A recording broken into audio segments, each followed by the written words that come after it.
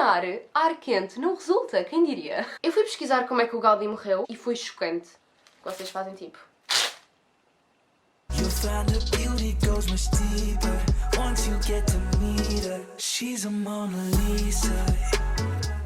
Olá pessoal, sejam muito bem-vindos a mais um vídeo. Estas férias de verão, fui com umas amigas minhas a Barcelona e eu já estava para trazer, dizendo assim, esta rubrica para o canal, mas ainda não tinha avançado com a situação. Ia-vos trazer algumas personalidades conhecidas. Eu já decidi que vou dividi-lo em várias partes e, inclusivamente aqui em baixo, onde diz o tempo do vídeo, vocês conseguem ver as várias secções. Sendo assim, nós vamos ter 4 partes. Uma primeira em que eu falo rapidamente um pouco sobre o autor, neste caso o Gaudí. Depois, na segunda parte, mostro-vos os temas principais e os tipos de obras que ele costuma fazer. Na terceira parte falo-vos de algumas obras famosas e na quarta vou-vos dizer onde é que podem, é literalmente a parte mais rápida em que eu vos falo, onde é que podem encontrar as obras dele se estiverem interessados. Já é mais para aquelas pessoas que ficaram interessadas. Antoni Gaudí foi um arquiteto espanhol e uma figura muito importante do modernismo catalão, que viveu na transição do século XIX para o século XX. Inclusivamente, 7 das suas obras foram consideradas Património Mundial pela Unesco. Eu fui pesquisar como é que o Gaudí morreu, aos 73 anos, portanto 1926, e foi chocante. Basicamente ele foi atropelado por um elétrico e as pessoas não o ajudaram porque achavam que era um mendigo, portanto a mentalidade da altura era um bocado diferente, e assim sendo não ajudaram. Passado horas e horas é que perceberam quem era, ajudaram e 3 dias já no hospital morreu. Mas tipo, uau! E atualmente o seu corpo está sepultado na Sagrada Família, foi algo que até comentámos quando entramos na Sagrada Família. Já vos vou falar um bocadinho da minha experiência. Grande parte da sua obra é marcada por 3 paixões que o Gaudí tinha: a arquitetura, a religião e principalmente a natureza. Por isso é que eu pus este vestido, tem aqui algumas flores, era para lembrar um bocadinho o Gaudí. Pensando então nesta questão da natureza, nós estávamos, por exemplo, na Casa Vicens, que já vos vou falar, e o portão eram folhas. Tira muita parte do seu tempo também a detalhes e utiliza a cerâmica, os vitrais. Eu tenho uma amiga que durante esta viagem já deve estar a rir se estiver a ver o vídeo. Ela não parava de pensar em vitrais. Tudo o que era vitrais era logo ali atrás, percebem? Já em férias aqui em Portugal mandou-nos uma foto de um vitral que tinha encontrado.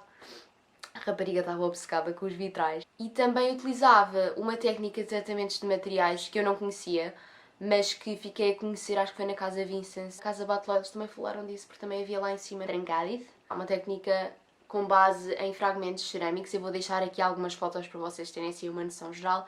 E nós vemos que o Gaudí tem influências do neogótico e influências orientais, inclusivamente, não é? Na Casa Vicens, estou-me a relembrar.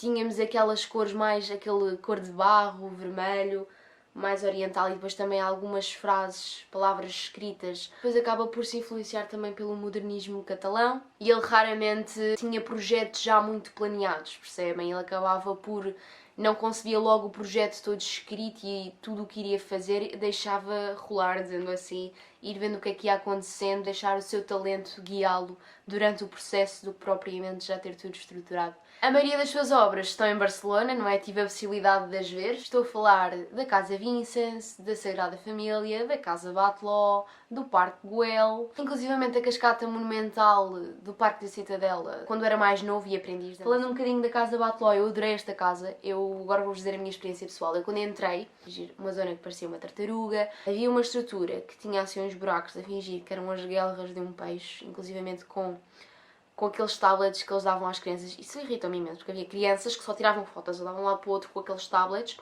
mas quando passavam por essa zona, e isso eu vi, eles ficavam tipo, uau, isto é um peixe. Gostei muito de uma sala que nós entrávamos e o teto, como se nós tivéssemos um pudim que rodava, e portanto ficava uma espiral, percebem? Em branco, e que tinha uma varanda gigante, e ficava mesmo gigante para nós vermos então a rua, cuja luz ia atingir uns vitrais que naquela sala não se via aquele vitral, mas que já estava, portanto, a influenciar a sala seguinte, portanto a anterior que nós visitámos.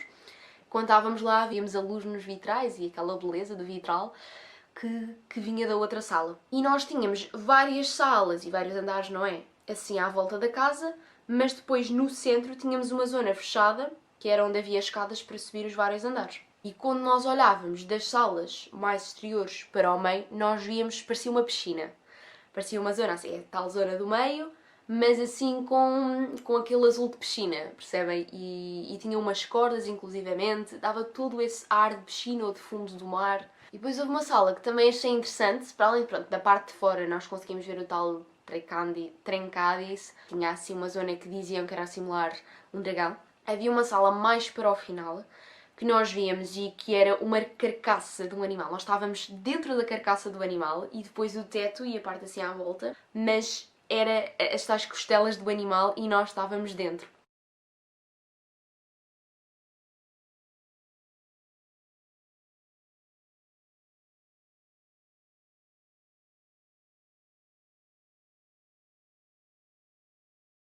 Utilizou muito a natureza para as suas obras. Foi das sítios que eu mais gostei de ver.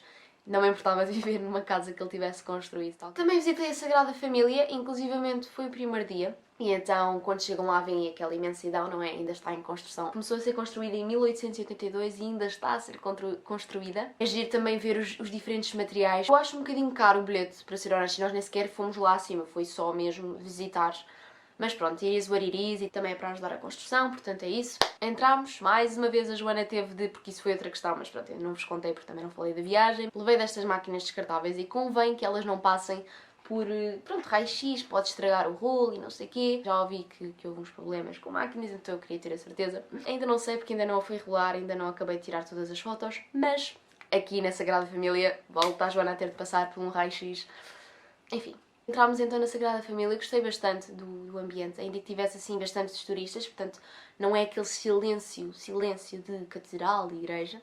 Ouviu-se um órgão, assim aquele ambiente mais leve espiritual de uma igreja, de uma catedral, que é sempre bom. Vários vitrais à volta com cidades, com nomes de pessoas, também estava lá a Fátima, e em forma de flores, e tudo com estes adornos, com estes símbolos leves da natureza. Aqui é a entrada, estou a entrar para a frente. Ao fundo, quando saem, também há algumas estruturas na parte de fora com a história de Cristo e eu essa parte também achei muito gira. Ficámos inclusivamente lá fora a tentar ver o que era cada parte e falar um bocadinho sobre o assunto, a cara das personagens e o corpo, como estava feito, não é da forma normal. Vão a essa zona. Casa Milá, ainda não vos tinha dito, mas ele também fez La Pedreira. Portanto, não se foca nas cores, quase que parece uma escultura. Eu não fui a essa casa, menos a minha amiga Raquel, ela sim foi, até teve uma experiência virtual com um pássaro de papel, imaginem só. Mas pronto, isso foi lá com ela gostou. Também há experiências à noite. Nós tivemos uma semana em Barcelona e visitámos quase tudo a pé. Foi mesmo do dia à noite, nós andávamos para um lado para o outro. E já a voltar à noite nós estávamos a subir e estávamos a ver que a Casa Milá ia começar a sua experiência noturna. Não sei se é uma visita à casa, não sei se há algum jogo lá dentro, não sei como é que funciona, mas ficámos curiosas porque já sabíamos que aquilo tinha experiências noturnas. Depois temos a Casa Vicens, foi das primeiras, eu penso que nós visitámos. E foi assim a primeira obra mais importante do Gaudí, finalizada em 1888. Como já referi um bocadinho anteriormente, tem muitos traços árabes e aquela técnica do trencadis. Muitos azulejos e tal portão com as folhas. Depois temos o Parque Güell, isso também foi grande aventura, porque nós vimos uma parte do Parque Güell e depois queríamos só avançar, porque estava muita fila e não queríamos ir para o meio. Então demos a volta por outro lado, chegamos lá abaixo e só conseguimos ver o centro se voltarmos para a fila. Mas pronto, nós fomos e estava um bocadinho de calor, esse é o problema de Barcelona, eu ainda não o disse, mas Barcelona foi o sítio em que eu tive mais calor na minha vida. Primeiro banho com aquela aguinha fria, casually, e depois sair do banho, passar uma toalha na cabeça e já estar a sentir que vou começar a suar. E sair dali e estar um bafo. Nunca tinha sentido isso. Dormir, acordar durante a noite com suores, tipo, é mega esquisito. Ainda bem que eu tinha o meu puff-puff. Ele não está aqui. É uma ventoinha com água. É um plus numa viagem em Barcelona. Not gonna lie, foi awesome. E depois eu levei um leque, porque eu tinha um leque de Sevilha, vou-vos mostrar. É assim uma zona bastante complexa em termos de temperaturas. E comprei lá em Barcelona, em Sevilha, há uns anos. Este leque, que vocês fazem tipo... Oh yeah! Está tanto calor que abanar ar quente não resulta, quem diria? Resulta muito mais aqui no Algarve, ou agora só aqui a levar com ar frio. Aliar o puff-puff com isto é top, porque tem água fria na vossa cara e depois sacam do leque e aí sim é worth it. Nem foi de propósito, mas eu ando muito até diz Gaudí atrás. É lá que vocês também encontram a famosa salamandra do Gaudí e muitos mosaicos, mais uma vez. E uma amiga minha também foi, a tal Raquel adora ir a tudo e mais alguma coisa, também foi uma das casas que estava lá.